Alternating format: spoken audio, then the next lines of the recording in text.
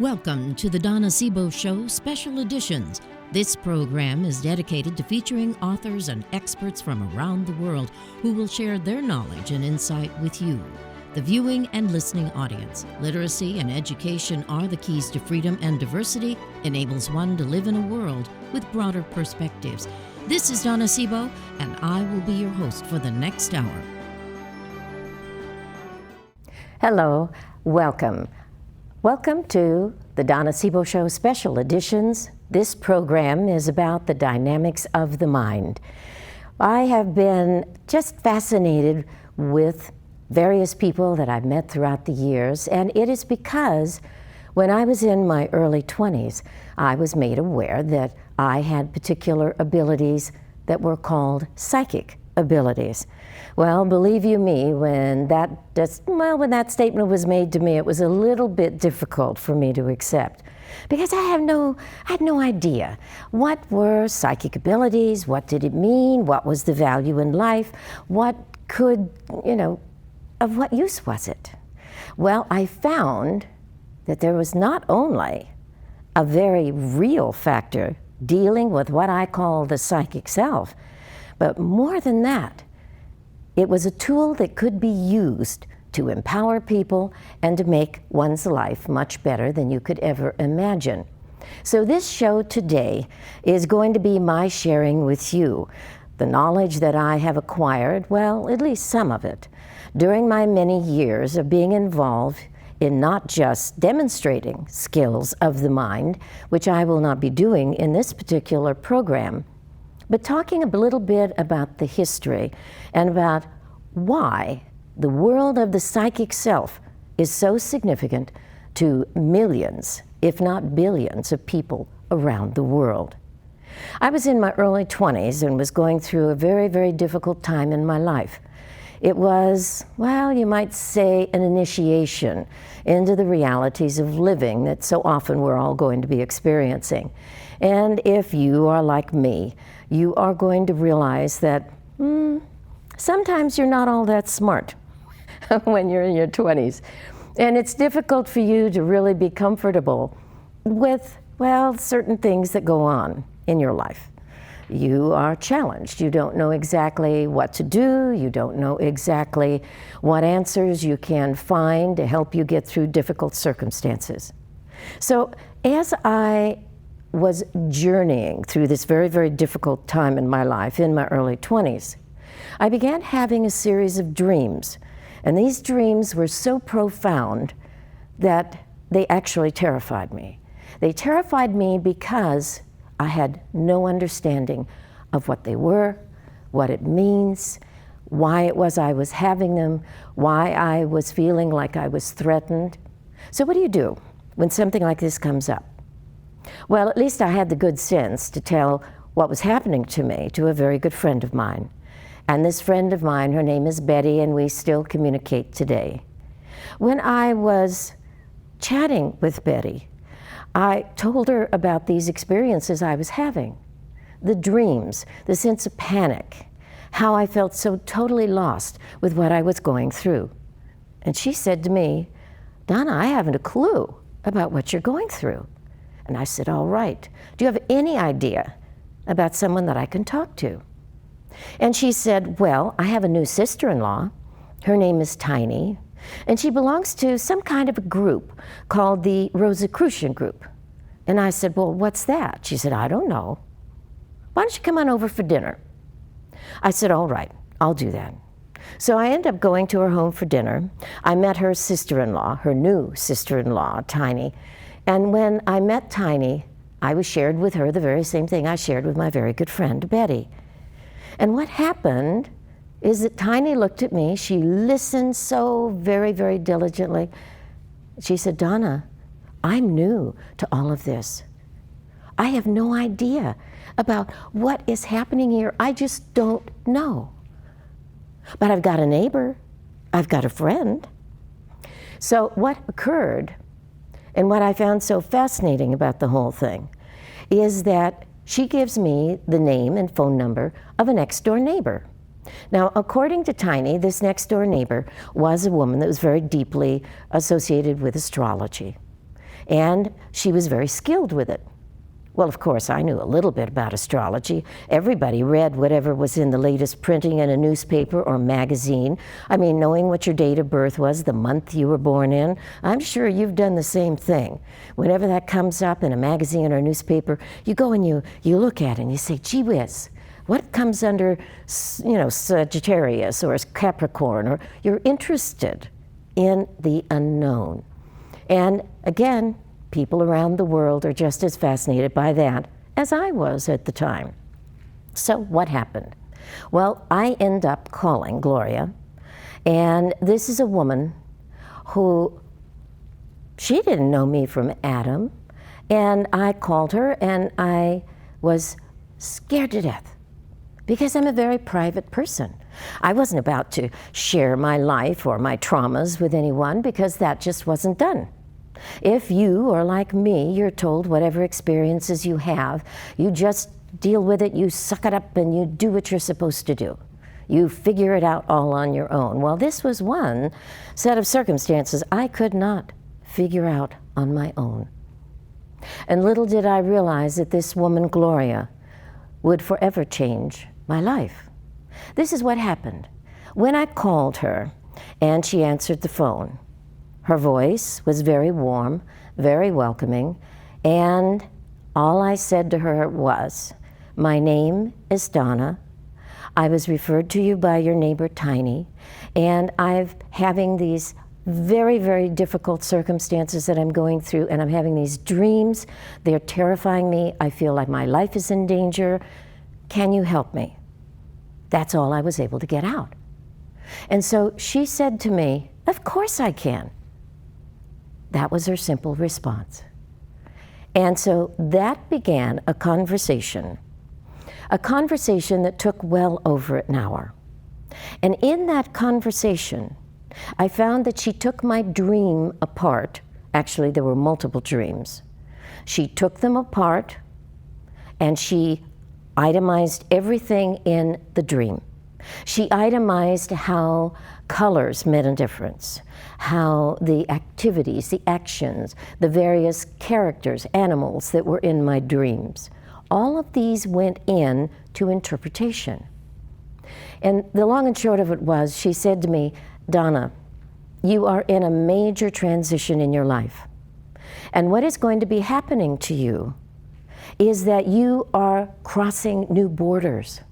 You're crossing new borders that are going to take you into a whole new environment. That was astonishing.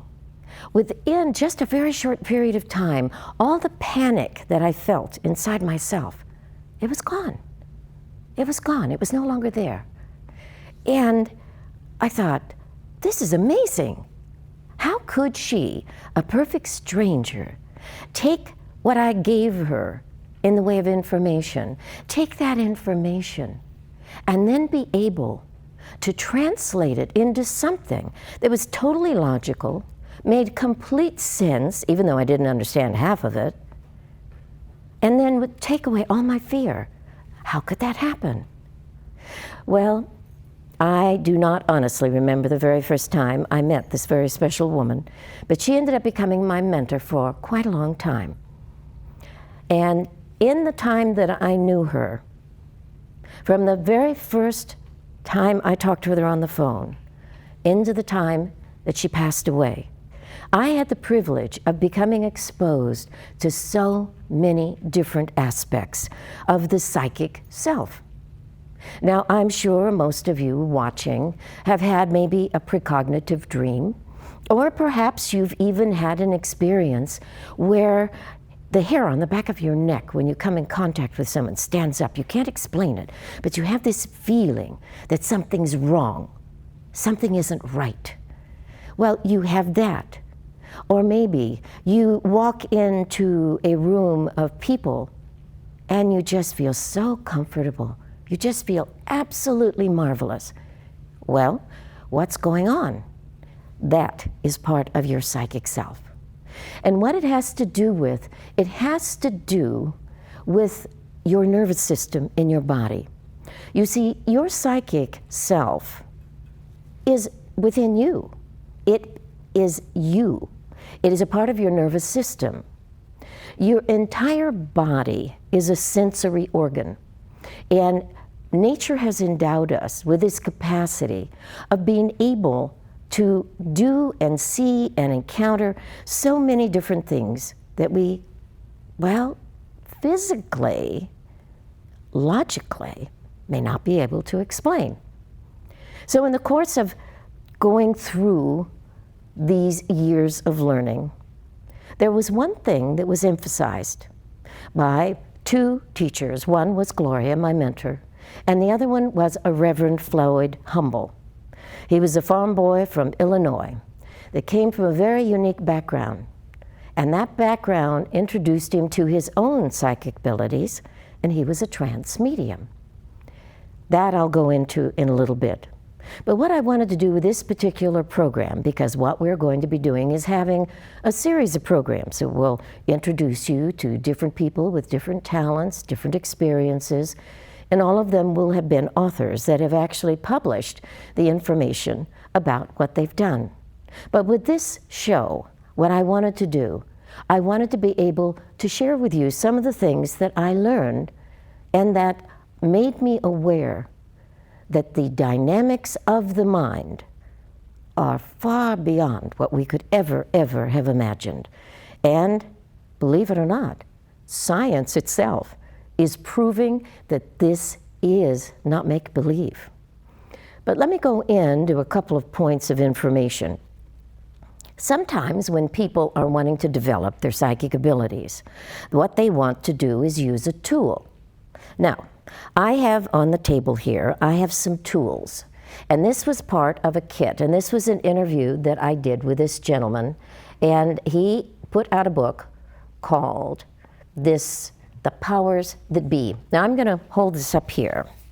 And in the front of the book, it says you can see auras, you can measure human energy field, you can find lost objects, focus your energy, develop your intuition, which is all part of the whole package.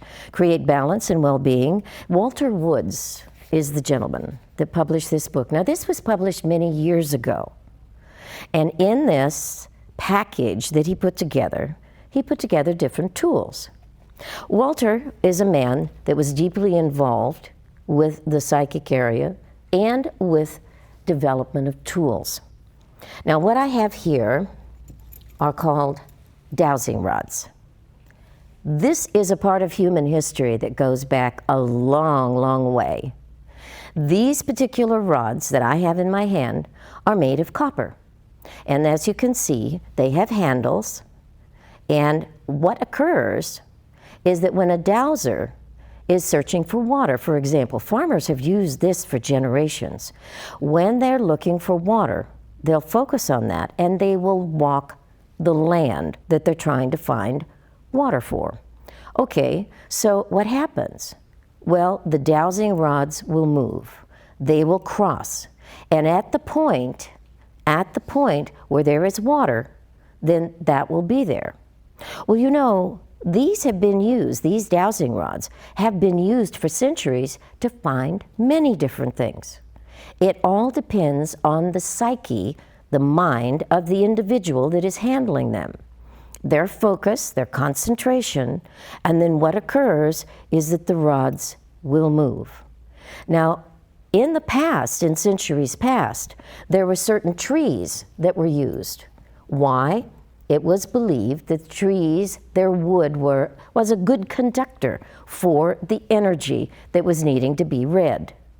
That was very important.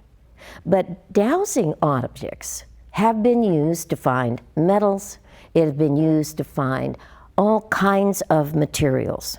And this is something that fascinates people even today. It is used still today by many people in many different environments around the world. And it really does work. So it is practice, but I have known of people that have used it to find lost items. Maybe they have lost a ring, or they have trying to figure out where their cell phone is. So they will take the items and they will, again, these are the dowsing rods, just like I've showed you, and they will determine where the lost item is. So it's fun to experiment with these things. Some people are better with the dowsing rods than others. And that is one of the things that I wanted to mention during this program, is that the talents and abilities of demonstration vary with everyone, vary with everyone. Another aspect that is used is the pendulum. Now this is something that has been, well, you can make a pendulum, out of anything. And as you'll notice, this had a little pouch of its own, and this has a heavier weight on the bottom, and there's like a little knob at the top, and this is a little pearl, for example. This is what Walter put together, and then you focus and you concentrate. Now, when I started experimenting with a pendulum, what I decided to do was to make a diagram, and this is one of the diagrams that I made. And it was very simple. Just made a circle, and you drew a line horizontally, and that could mean yes or no, whichever you wanted to designate it as, and then you would draw a vertical line, yes or no. Now, if you'll notice on this particular card, there is that line that is sort of like a bunch of dots. And the reason that is done, that's for a maybe. Well, you would lay it down on a flat surface, and what you do, you hold the pendulum above. Now, it's very easy to move a pendulum, on your own. However, if you don't want it to move, then you want to anchor your arm, and I'm not able to do that very well right where I am, but let's say you go down like this. You anchor it so that it becomes perfectly still. And then you ask your question. Now, right now, this is circling all on its own, going in circles. And if it goes into a circle like this, it means there's no answer. Well, that made sense because I'm not even asking a question, right? Okay. So there you go. This would mean yes. And let me hold this up here. And on this card, he made the yes vertical, he made the no horizontal. You can make it whatever way that you want to make it. It's up to you. Also, what Walter provided was something that I found very interesting. And this particular card that he put together had a number of designations on it. He drew a very complex pattern. And this again is in using the pendulum. And this was a multi-purpose form. You could do it yourself. And he had B for balanced, N for normal, plus is excess, improved. There's all kinds of information that he decided that he was going to put on the card. And this enabled the card to be utilized in a different way. So this is something that you can do yourself. But you can make up your own design. The ability of your mind is unlimited. People have used pendulums to find lost people. They've used pendulums to find gold. They've used pendulums to work with maps if they're doing property development, to find if there's any areas that are in need of discovering relative to cracks, fissures, underwater items, resources. All of these things you can use a pendulum with. Again, this is a tool some people might find very, very comfortable in using. Other times, they might not like to use it at all, and that's perfectly fine. But keep in mind, it is a tool. That's all it is. Your mind is the energy that brings everything into a factor of what you can see and what you can understand. And that is extraordinarily important to remember. And again, every one of us has something different that we can do. Now, when I'm working with the public, and when I've been doing my work as I've been doing for so very many years, most of my life in fact, it often has encompassed my being of the mindset where I didn't want to know anything, I didn't want to hear anything about anyone, and I would find that I would get what I call downloads of information. Now, for a while to practice, and I did this for many years, I tried many different techniques. Another technique that is used is called psychometry. Psychometry is really very simple. It's about holding an item, an object, that belongs to somebody else. Psychics that have worked with the police department frequently have used psychometry to enable them to make that connection with whoever the police are trying to find or determine facts and information about certain cases. This is very important. Why? When you hold somebody's item, there is an energy associated with that item. Energy is going to literally take a picture, those are my words, they're going to take a picture of what is relevant to that item. And then there is that intangible, invisible connection with the person, persons, and or a condition or situation that is associated with that item. It's quite fascinating. Science still is trying to discover what it is that enables us, without any known contact with someone, how we can take an item and read it. Now, the term reading is often associated with people who, like myself, work with individuals and do group meetings and other types of environments. And also in our training, we will read information. And that's exactly what is going on.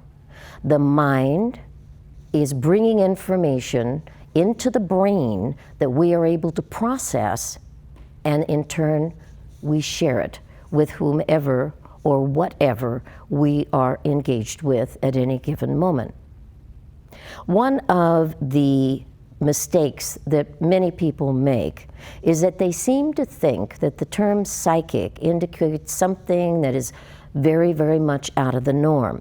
The truth is that there is not one living thing on this planet that doesn't have the capability of utilizing the psychic self. This is a part of our survival package.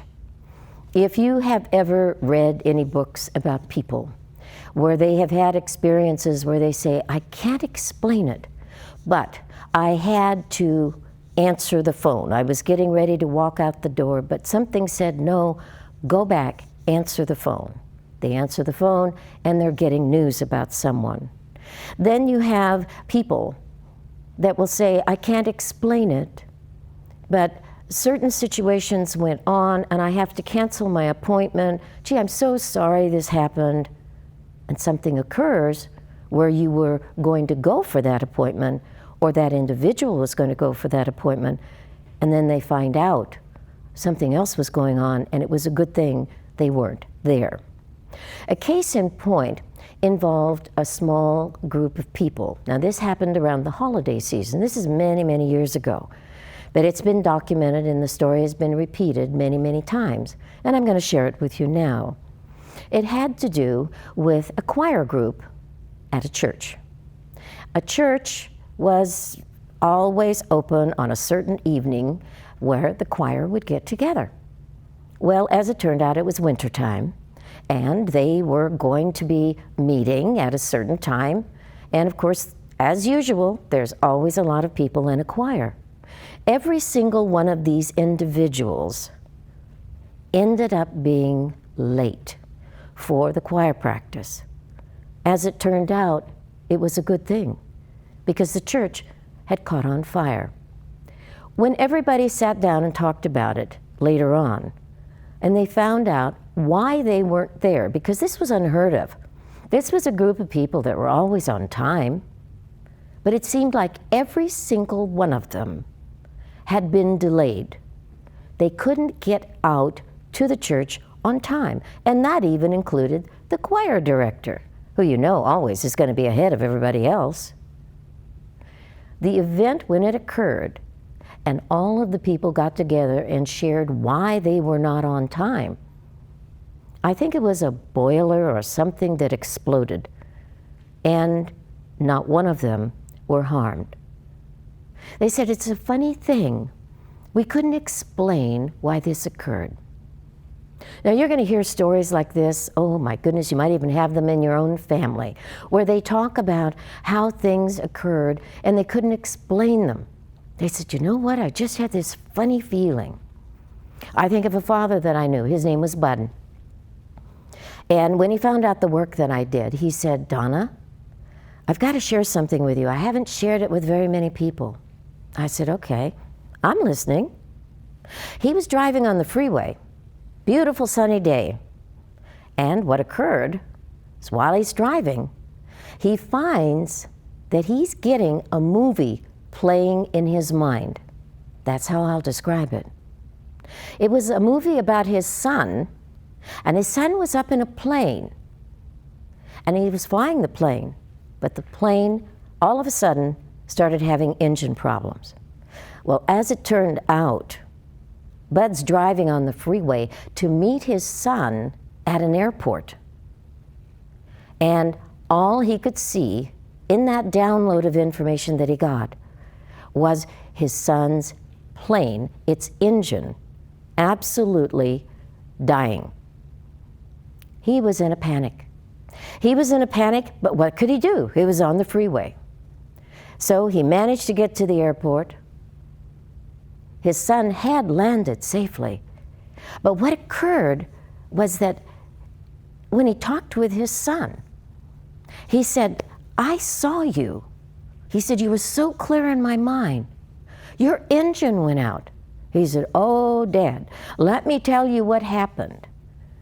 And he said, I was able to restart the engine. Now, what was going on then? Something that we would call telepathy. And this has occurred, oh my goodness, ever since human beings have been around. Native cultures, Aboriginal cultures, they didn't have cell phones. They didn't have computers to work with. The Aboriginals of Australia were known for being able to communicate with each other in especially powerful ways. I recall a story by a rancher that said his Aboriginal manager came to him and made a comment, I've got to go, I've got so-and-so at home, they're sick. Now he had to go into the outback, this Aboriginal did, and he left. Well, this rancher had been around the Aboriginals long enough to really respect and appreciate what they said. And sure enough, they found out there was a member of his family that was very ill, was supposedly dying, but they didn't die, but they were very, very ill, and the man was needed. There is also a story that I heard from a scientist, and this is when I was broadcasting in Oahu, Hawaii. When I was there, I had the good fortune to meet this woman scientist who traveled all over the world. And she said, my family came from Transylvania. And that is absolutely a wonderful thing to mention, because what do you think of when you hear Transylvania? Well, of course, you're going to think of Count Dracula, aren't you? Yes, absolutely. But that was where she had been born. And her mother had a sister in the United States. Her mother's standing in the kitchen one day, and her mother says, oh no, and she cried out, she gripped her hand, and she said, ah, my stupid sister burned herself. And I mean, they're thousands of miles apart. Now at this time, there were no phones, there was nothing that was available for the two sisters to communicate. But it was a couple of weeks later that a letter comes, and her mother reads it out loud to the family. She said, I knew it. I knew this is what my sister did. Her sister had been working in the kitchen and ended up burning herself. And she was explaining what happened in the letter that she wrote. She said, this was very common. And in my village, nobody wore a watch. We always knew what time it was. But she said, let me share something with you. She said, as a scientist, I travel all over the world. And she had this one trip that took her to an area. It was a very arid area. She was flown in by a small plane, and as she's getting off the plane, some of her fellow scientists were there to greet her at the bottom of the stairs as she was getting off the plane. And the one young man, she asked him, she had said, "Hi, how are you?" You know, the typical introductions. And she said then a question that was very, very important. She said, what is it, how is it that the expedition is having some challenges? What's going on? "Oh," said the young man. He said, "We are having a terrible time. We can't find the artifacts that we know are here." And she said, "What artifacts?" And he said, "Well, it's this." And it was a particular type of a coin. And so she said, "Oh, okay." And they started to walk away from the plane. And she said, "Oh, do you mean this?" And she proceeded to kick the dirt with her foot. There was an artifact. She walked a little further. She kicked her foot against some dirt again. They found another one. She was known for being able to find what nobody else could find. A handy tool to have if you're into archaeology and into digs. This is something that when you hear these stories, you'll think, "Oh, well, this can't be something that I could possibly explore or investigate," but you can. And that's what happened with me. One of the things that I was told, and this is so important, one of the things I was told is read. My mentor, Gloria, said to me, "There is so much that is being published at this time." Not anything like what we've got today. But at the time, she said, "Read about Edgar Cayce. Read anything and everything you can regarding the mind, because it will assist you in your work. And remember, you are always going to be a student. You will never, ever know it all." She was absolutely correct. What I wanted to do with the program today was introduce you to some books that maybe you would like to research. I've already told you about Walter's particular kit. If you wanted to find out about how you could develop tools, you could go online. There are many, many different things that you can do. But these are books that I've had in my library for a long period of time. This one is an encyclopedia of psychic science. And this particular book is by Nandor Fodor. This is the publication. And the reason that I wanted to bring it in is that this publication is filled with so much information. Now, it was published a while back. Let me open up the date. It was published in 1966. Now, look at the thickness of this book. But not only was this book published in 1966, but there also was this publication. And yes, you'll note that I have, that I have all kinds of little tabs in the book. I like to mark books, but this is an encyclopedia of occultism. Now, the word occult means unknown. That is very important. That's why this word, that's why in medicine they'll talk about occult medicine. It's unknown medicine. It's the same with the skills of the mind. But many times people will take and make something very, very dark out of something that is really quite positive. The occult, the paranormal. We are discovering and are finding that in research that there are so many things we do not understand, and it's important for us to keep an open mind about. Through the centuries, through the millennia really, we are going to find that there are those people that introduced fear because they wanted to manipulate people. Even in your Bible, you have the story about the witch of Endor, who was consulted by Saul, who was king at the time.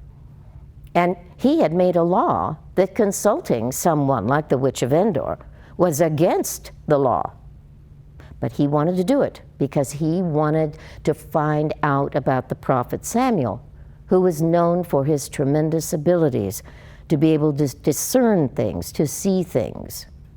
You have these stories even that are in the Christian Bible. You have stories that are in the Quran. You have stories that are in so many aspects of different belief systems. And yet somewhat people will want to demonize these things because they don't understand it. They don't understand that it's a part of natural law. Now with the Witch of Endor, she was a physical manifestation medium, not just a psychic. That is a modern term because she was able to communicate with Samuel the prophet. Again, if you don't believe me, check out the Bible. You'll find it's there. And the words were given to Saul that he needed to hear. And that was that he was no longer going to be king. There is so much that has been printed, whether it's with angels, people have conversation about angels, psychic phenomena, and science has recorded so much of this. What about the transferring of energy, healing? This is something that has been known, again, forever. All of these components are part of what I call dynamics of the mind. And it has a lot to do with how you're going to work with it, how you're going to be comfortable with it. I have some people that I know that are so skilled and so gifted, but they say, I want nothing to do with it. I just don't want anything to do with it. I'll come and I'll talk to you, Donna, but I just don't want anything to do with it. And from my perspective, I'm a little sad by that. But they have the right and privilege to say that they don't want to develop their skills at all. But they are not aware of the fact, and I've even said this to them, you're using them anyway. There's that flow that occurs within you, and it's a part of that intuitive process. One of the other components that I wanted to bring out was the fact that what we call spiritualism, that originated back in England quite a while ago. And it was a very, very common engagement. And you know, this evolved from shamanism. That's right. Shamanism is a part of the intuitive, paranormal, psychic environment as well. But yet today we are seeing a resurgent. It's amazing. I know because I've interviewed so many of these very, very gifted and talented people who have put into writing what they want people to know. And that is important for you as well. Remember, education, learning about what you don't know, checking your sources, finding out about the validity, all of this is a part of this wonderful experience that we can have by researching the psychic self and the dynamics of the mind. This other book that I brought in is called the Encyclopedic Psychic Dictionary. Now this particular publication, just like the others, is extremely thick. Now these two books were put out in the 60s. This particular book, and I believe if you wanted to find it, you could find it online. Let me share with you when this one was put out. This one was put out in 1986. It weighs a ton. But in it, you will find terms, references, all kinds of information that a team of people put together so that you can understand the background. Well, today, we have the internet. Today, we have people that are animal communicators. We have medical intuitives. We have so many different terms, transmediumship, physical manifestation. And I wanted to share something with you. Many years ago, I was given something to be a custodian of something, and this is called a trumpet. Many years ago, in spiritualist groups, there were those people that would use this trumpet. The trumpet would levitate, and out of it would come actually physical objects. This is something that would demonstrate energy. It would demonstrate that there is that which we would not expect. This was the full size of the trumpet. The medium that would work with this, and you had to be trained to know how to do this, would take it, put this down. Let me put this back up here. They would put this down on a table in front of everyone, not touch it, and this would levitate. And it would levitate, and then through the trumpet, there would come sometimes voices, at other times, actual physical manifestations of flowers or other items. Now, when you look at this, there is nothing that you would say about it that would make you think that this was even remotely possible. But it is. But it takes a discipline, it takes a training to be able to do that.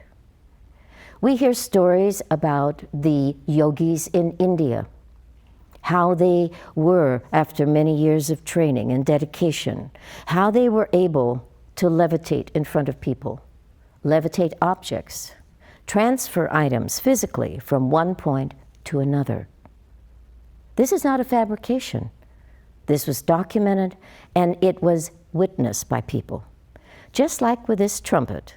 Now again, not everybody was willing to do the disciplines to know how to utilize energy so that you could affect matter. But it can be done. The human being is absolutely amazing because we are able to do so much more than we can even imagine many times. It has been fascinating to me how in my journey of many years of meeting with, exploring, experimenting, working with people as I have for so many years, how it has affected my life. Some individuals might say, well, what is the value of a trance medium? What is the value of levitation? What is the value of what you're talking about?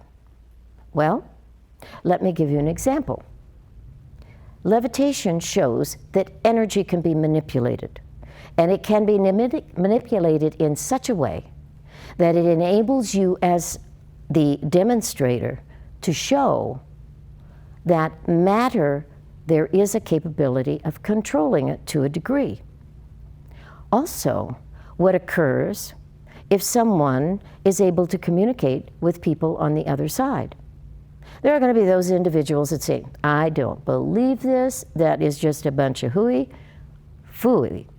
Let me tell you, it is a rare individual that I meet that has not had an experience when they've lost a loved one, of having that loved one come back to them. It could be in a dream, it could be in an experience of being somewhere, or maybe before that person passed, they said, give me a signal, give me a sign, and they said, I'll send a butterfly, or I'll send a feather, I'll put a penny on your counter, and all of those things happened.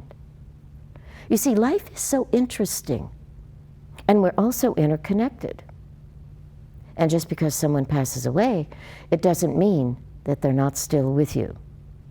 Why is being an animal communicator so important? Well, you're able to communicate with animals. You're able to find out if they're in pain. And there are many, many people that have gone through the training to become an animal communicator so that they can work with vets, so they can do things, psychic detectives. They have been proven to be very valuable. Why? Because it has given police often the opportunity to work in ways that they had never had an opportunity of working with before. All of it is documented. Now, someone will say, Donna, there's so much fraud. Well, there could be. Remember, every profession on this planet, you're going to have fraudsters. There isn't one around that you're not going to find. How many times do we hear stories about mechanics? How many times do we hear stories about various medical environments that have been unethical, government situations? You have all of this. For some reason, when it comes to the area of psychic phenomena, the paranormal, there is often that same kind of well, this affects everybody and everything. This is fraudulent. It's not true. When I became involved in this work, and I met people from all kinds of locations and places and environments, and when you have a privilege of talking with them, you find that just about everybody has some kind of a very special story that they share about the paranormal, that which they don't understand, and they'll often ask questions, can you help me with this? That has happened with me so many times, and for some reason I've been able, perhaps because I've been so involved with it so much of my life, I like to think that I've been able to help them, make them aware of the fact that they have begun to understand that there's something very special about life, and that the psychic self is a part of them, and it's a part of their reality that can empower them in a very, very special way, a very special way. When I think of the various stories that I've heard, one that I've shared so many times with different people is about a woman, very well educated, PhDs, beautifully dressed. She came to me for a private session. This was in Alaska. She was a Native American, and she said, I want to share something with you. She said, I came from a village, and in this village, the women were always trained to do remote viewing. Now that's a modern term. She said they were trained to see where their hunters were. You see, in her village, they didn't have communication like we have today. But what occurred is that the women were trained to trace the hunters so that the hunters could be found if they were injured. What would occur is they would then go to their local shaman. And she said that local shaman would take all of the information from the women, would go into his place of quiet, and then he would send out other hunters to find them, to rescue them if it was necessary. This is something that she said, I wish I'd been trained in.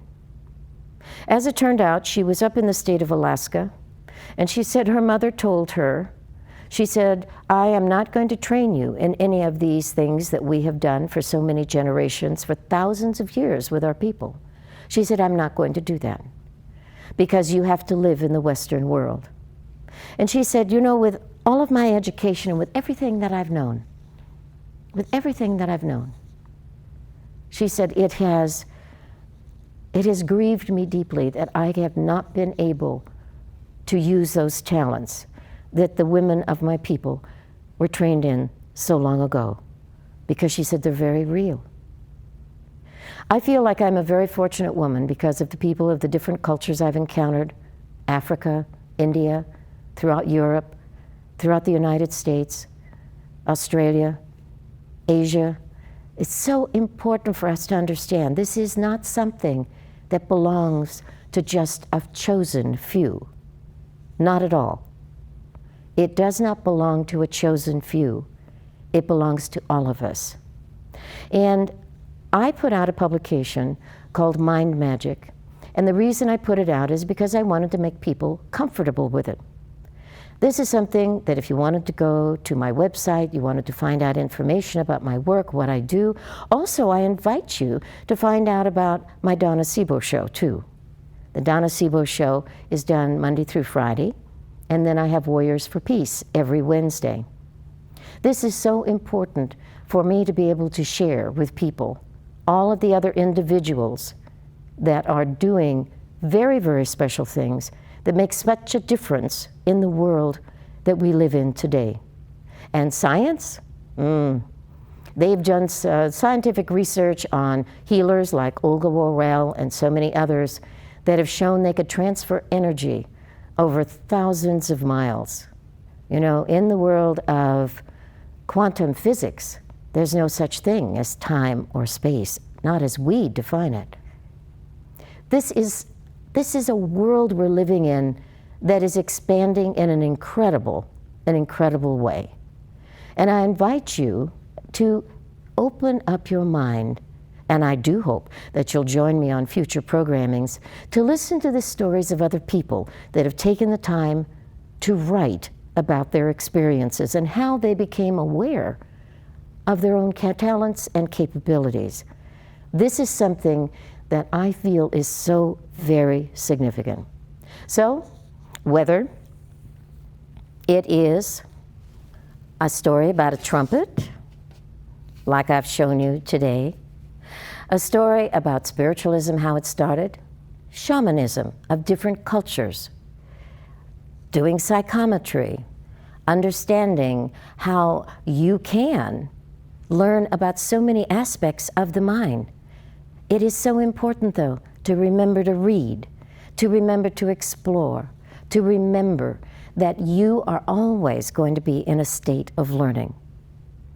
And one of the things that often I like to share is information about dreaming. Most people do dream. Some people, I know it was this way with my husband, he would say, I don't dream. But of course he did.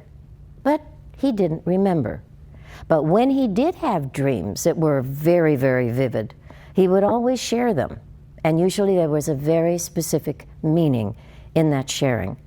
And I would help him to understand it. He himself was so fascinated with the skills of the mind. He would often explore different topics with different people, wanting to learn about what they knew. And this is what it's all about. In your communities, wherever you are, whoever you might know that has an interest in the paranormal will share stories with you. Go to your local library, check out books on mind skills of different types. It can be psychometry, it can be animal communication, the subject matter goes on, medical intuitives. There is so much here that you can explore, and it really makes a difference. Why? Because what I have found with my teaching and with my interaction with people is that every person has their own unique language of mind. Now that may sound a little fancy and a little foreign, but it's true. You know, one person can dream about a horse, and it means abundance. Someone else can dream about a horse, and it may be a warning. You just never know. So it's the content of the dream, and there is so much more. You get into colors, you get into many different things that you will find that intrigue you. And I hope that you will be aware that this programming that I put together, whether it's about regenerative medicine, dynamics of the mind, the psychic self, whether it's about human trafficking or super aging, each and every show that I do is about empowering you with information that I have become aware of. And I hope that this particular program regarding the psychic self is one that you will feel sort of a curiosity about. You're going to say, I wonder if I have skills that are similar to Donna's or to some of the people that she's interviewed on her shows. I wonder. Wondering is a good thing. It's a very good thing. Why? Because that stimulates curiosity. And you know what? Being a perpetual student, as I am, it's a joy to be that way. Because you find life is never boring. And you find that there is so much more to explore. Too often in today's world, people want to make the negative the focus. Well, I'm not Pollyannish. I am very much aware about the real facts of life. But I can tell you that having been engaged in the work of mind for most of my life, it has empowered me in fabulous ways. Won't you take the time to explore yourself, empower yourself, to be more than you could ever have imagined, and discover the psychic self within you?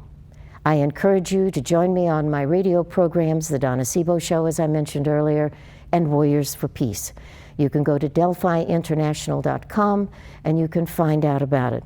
You will find out about my children's books, which are on display here as well. And again, thank you for joining me. It's been a delight sharing this hour with you. You have been listening to the Donna Sebo Show Special Editions. The audio version of this program will also be heard on the Donna Sebo Show radio broadcast. We are delighted you were able to join us and invite you to share this programming with your friends and family. Have a rich and fulfilling life.